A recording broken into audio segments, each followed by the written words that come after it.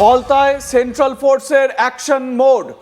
ফলতায় action মোডে এই মুহূর্তে সেন্ট্রাল ফোর্সের খবর পাওয়া যাচ্ছে। পার্টি অফিসের কাছে চায়ের দোকান ঘিরে উত্তেজনা, কেন্দ্রীয় বাহিনীর লাঠিচার্জের অভিযোগ, সাধারণ মানুষ ও ক্রেতার মারধরের অভিযোগ। কেন্দ্রীয় বাহিনীর বিরুদ্ধে মারধরের অভিযোগ করা হয়েছে। মহিলাদের আহত হওয়ার ঘটনায় এলাকায় চাঞ্চল্য ছড়িয়েছে। দেখুন সেন্ট্রাল ফোর্স কিভাবে লাঠি উঁচিয়ে কিভাবে এগিয়ে যাচ্ছে এবং তারা এলাকায় যাতে কোনো রকম অশান্তির ঘটনা না ঘটে সেই ছবি কিন্তু লক্ষ্য করা যাচ্ছে। और लाठीचार्ज देखिए, यहाँ पे फाल्टा कॉन्स्टिट्यूएंसी से तस्वीरें हम आपको दिखा रहे हैं। जो सीआरपीएफ बल है उन्होंने माइल्ड लाठीचार्ज किया है। यहाँ पे एक दुकान के अंदर कई लोग बैठे हुए थे, जो लोग थे उनको डिसमिनेट करने के लिए लाइट लाठीचार्ज किया गया है। लोगों को चोट लगी है। ये पैरा फोर्सेस की गाड़ियां हैं जो यहाँ पे डिप्लॉय की गई हैं और बड़ी संख्या में लगातार एरिया डोमिनेंस का काम चल रहा है। क्या हुआ, लाठीचार्ज हुआ अभी? लोगों को चोट लगा है? आपको चोट लगा? क्यों लाठीचार्ज हुआ? আমি চা খেয়ে একটু তাস খেলা দেখছিলাম। वहाँ बैठ रहे थे इसलिए চা खाया था। चा खा रहे थे वहाँ पे इसलिए। तो देखिए यहीं पे आपको उस तरफ गाड़ियां दिखाई देंगी। अजय पाल शर्मा का पूरा कार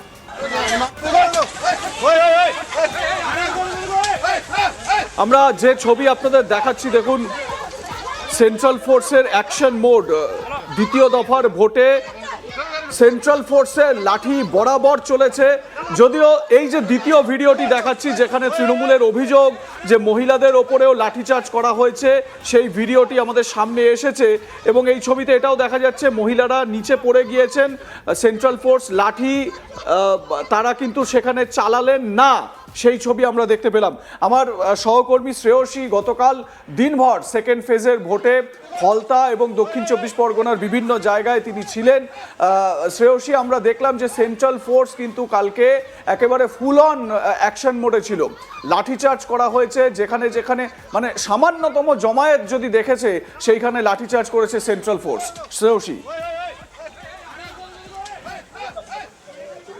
একেবারেই দেখো যে চায়ের দোকানের যে ছবিটা ইতিমধ্যেই দেখা গেছে, দেখো ঘটনাস্থলে সেই সময় আমিও ছিলাম এবং যেটা দেখা যায় যে এবং একদম জাহাঙ্গীর খানের যে পার্টি অফিস, সেই পার্টি অফিস থেকে কিন্তু এই চায়ের দোকানটা 100 মিটারেরও কম দূরত্বের মধ্যে এবং সেখানে দেখা যায় যে ভোট শেষ হওয়ার আগে অর্থাৎ সন্ধ্যে 6টা বাজার অনেক আগেই ওই ধরো 4টে সাড়ে 4টের মধ্যেই কিন্তু বিভিন্ন চায়ের দোকান খুলতে শুরু করে দেয় এবং এই যে চায়ের দোকান, এই চায়ের দোকানটার ভেতরে কিন্তু বসার জায়গা আছে। এবারে এই চায়ের দোকানটার ভেতরে গিয়ে লোকজন আসতে শুরু করে এবং তারা চা খাচ্ছেন এমনটাই তারা জানান। এবারে যেটা দেখা যায় যে স্বাভাবিকভাবে এই খোলা থাকা চায়ের দোকানে ভিড় বাড়তে শুরু করে এবং ভোট চলাকালীন এমন একটা ঘটনায় স্বাভাবিকভাবেই দেখো একাধিক প্রশ্ন উঠছে এবং বিশেষ করে যেহেতু সামনেই হচ্ছে জাহাঙ্গীর খানের পার্টি অফিস। এবারে যেটা দেখা যায় যে ওই যে এবং খবর পৌঁছানোর পরেই ওই এলাকায় কিন্তু টহল দিতে শুরু করেন অজয় পাল শর্মা এবং তারপরে যেটা দেখা যায় যে তার সঙ্গে যে কেন্দ্রীয় বাহিনীর যে জওয়ানরা ছিলেন এবং যে জম্মু কাশ্মীর থেকে যে সাজোয়া গাড়িটি এসেছে, যেটা ছবিও কিন্তু দেখো আমরা বারবার দেখাচ্ছিলাম, সেই সাজোয়া গাড়িটিও কিন্তু অজয় পাল শর্মার সঙ্গে এলাকা টহল দিতে শুরু করে এবং সেই মুহূর্তে এই জায়গাতে এরকমভাবে জমায়েত দেখে সেন্ট্রাল ফোর্স তারা নেমে আসে এবং তারা লাঠিচার্জ করে এবং তারপরেই যেটা দেখা যায় যে যে ব্যক্তিকে প্রথমে গিয়ে লাঠিচার্জ করা হয়, যার পায়ে লাঠি দিয়ে মারা হয়, সে খোঁড়াতে খোঁড়াতে এলাকা ছেড়ে সে পালানোর চেষ্টা করে এবং যখন তাকে গিয়ে আমাদের অপর কলিগ যখন জিজ্ঞাসা করেন যে কি হয়েছে, কেন তাকে মারা হয়েছে, তখন তার বক্তব্য ছিল যে সে শুধুমাত্র চা খাচ্ছিল এবং সেই সময় তাকে এসে মারধর করা হয়েছে এবং এই যে জমায়েতটা এটা কিন্তু দোকানের একদম দোকানকে কেন্দ্র করে হচ্ছিল। দোকানের ভেতরে কিছু মানুষজন ছিলেন, বাইরে কিছু মানুষজন দাঁড়িয়েছিলেন আর সেই সময় কিন্তু এই ভিড়কে ছত্রভঙ্গ করার জন্য আমরা দেখতে পাই যে অজয় পাল শর্মা আবারও সেই দাবাং স্টাইলে তিনি যেন সেখানে গিয়ে একদম হাজির হলেন এবং সেন্ট্রাল ফোর্স সেখানে গিয়ে লাঠিচার্জ শুরু করলো। শ্রেয়সী, একটা জিনিস দেখো, আমরা এই ছবিও দেখতে পাচ্ছি জায়গায় জায়গায় যেখানে সেন্ট্রাল ফোর্সের অ্যাকশন, কিন্তু যেটা আমি এর আগেও তাপসের সঙ্গেও কথা বলছিলাম, তাপসও সাউথ চব্বিশ পরগনার এই ডায়মন্ড হারবার ফলতা বিভিন্ন জায়গায় ছিলেন। সেন্ট্রাল ফোর্স তখনই ঠিকঠাকভাবে কাজ করতে পারবে যখন স্থানীয় পুলিশ সেন্ট্রাল ফোর্সকে সাহায্য করবে। বিগত ভোটগুলোতে সেন্ট্রাল ফোর্সকে মিসগাইড করার অভিযোগ উঠেছে বহুবার পুলিশের বিরুদ্ধে। এবছর কিন্তু মানে এবারের ভোটে কিন্তু দেখা গেল রাজ্য পুলিশ তারা একেবারে দায়িত্ব নিয়ে সেন্ট্রাল ফোর্সকে যথাযথ একদম জায়গায় ঠিকঠাকভাবে ব্যবহার করতে পেরেছে এবং সেন্ট্রাল ফোর্স যতটা অ্যাক্টিভ ঠিক ততটাই অ্যাক্টিভ মুডে কিন্তু দেখা গিয়েছে রাজ্যের পুলিশকেও। তুমি তো ফলতায় ছিলে দিনভর, রাজ্য পুলিশের ভূমিকা কেমন দেখলে?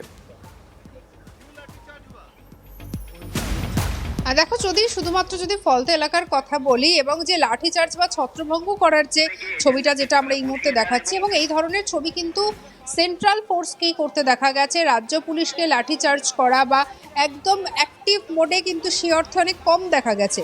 তবে সেখানে কিন্তু যেটা দেখা গেছিল যে বিভিন্ন বুথের আশেপাশে রাজ্য পুলিশের আধিকারিকরাও ছিলেন এবং তারাও কিন্তু পরিস্থিতির দিকে নজর রাখছিলেন।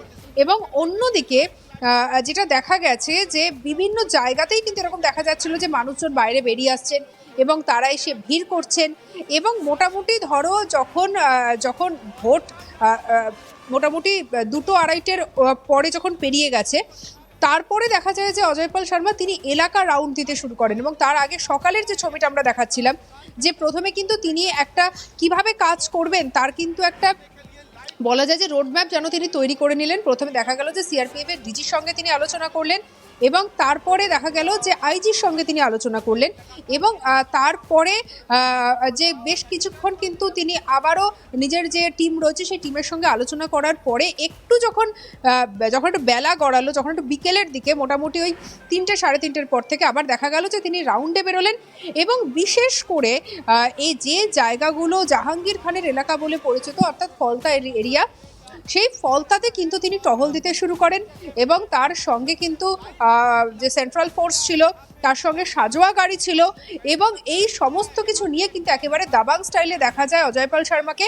তিনি এলাকা ঘুরে দেখতে শুরু করেন এবং এই যে লাঠিচার্জ হওয়ার পরে যে ছবিটা দেখা যায়, বেশ কিছু মানুষজন তারাও উপস্থিত ছিলেন, ওখানে চা খাচ্ছিলেন, তারা কিন্তু ভয়ে সেখান থেকে বেরিয়ে যেতে শুরু করেন। এবং তোমাকে আমি একটা ছবির কথা বলি, মানে আমরা এমনও একজন মানুষকে দেখেছি যিনি ঠিকমতো করে হাঁটতে পারেন না, তিনি কিন্তু ক্র্যাচ নিয়ে তিনি কিন্তু আসেন এবং তিনি এসে কিন্তু ওখানে চা খাচ্ছিলেন। কিন্তু এই যে ঘটনাটা যেই মুহূর্তে ঘটলো তারপরেই দেখা গেল যে তিনিও সেই এলাকা ছেড়ে আস্তে আস্তে তিনি তার অন্য জায়গায় তিনি চলে যাচ্ছেন। অর্থাৎ দেখো, একটা কথা বলা যেতেই পারে যে একদম জাহাঙ্গীর খান যিনি নিজে দাবি করেছেন যে তিনি বাইরে বেরোন এবং সত্যিই তাই, সকাল থেকে তিনি কিন্তু বাইরে বেরোননি।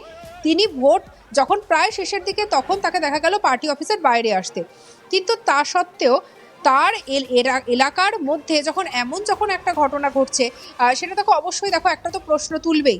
এবং অন্যদিকে যদি আমি সকালের আরও একটা ছবির কথা তোমাকে বলি স্বপন, একদম বুথের বাইরে যে সমস্ত জায়গায় দেখো আমরা জানি যে তৃণমূল হোক বা বিভিন্ন রাজনৈতিক দলে ছোট ছোট ক্যাম্প করা হয়, এই ধরনের ক্যাম্পগুলোতেও কোনো জমায়েত হচ্ছে কিনা সেদিকে কিন্তু নজর রাখা হয়।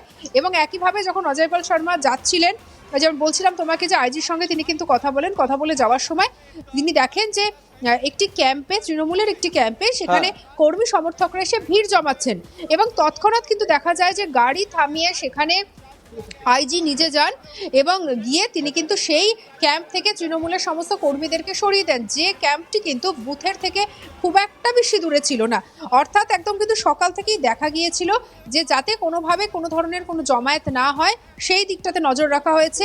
এবং অন্যথায় লাঠিচার্জ করার ঘটনা কিন্তু বারবার সামনে এসেছে। সফল একই সঙ্গে একটা বিষয়, মানে ফলতায় জাহাঙ্গীর খানকেও কিন্তু কালকে সেই অর্থে মানে জাহাঙ্গীর যেরকমভাবে তিনিও পাল্টা হুমকি দিচ্ছিলেন, পুষ্পা ঝুঁকেগা নেহি, ডর গেয়া জো মর গেয়া, এই সমস্ত অনেক রকম কথা বলছিলেন, কিন্তু গতকাল ভোটের দিন জাহাঙ্গীরকেও কিন্তু বেশ সংযত দেখা গিয়েছে এবং অজয় পাল শর্মা তিনি তার কাজ করে গিয়েছেন।